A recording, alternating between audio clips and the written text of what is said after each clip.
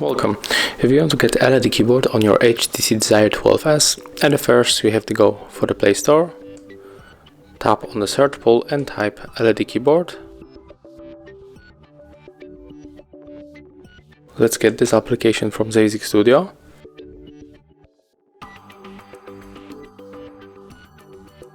Right now we can open.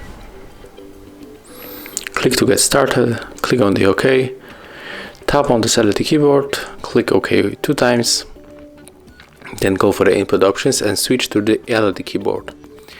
Right now we are able to pick one of this theme, and I think that I'm going to take RGB border, so click, and here's the preview how it is going to look.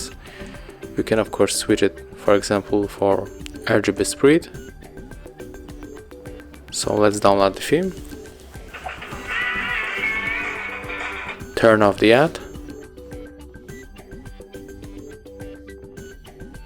and right now when we tap on it, you can see that our keyboard is going to flash on in the spread position, and of course when you open the messages, you can see also this beautiful theme. So that's how it looks. Thank you guys for watching. Leave thumbs ups, comments and subscribe to our channel.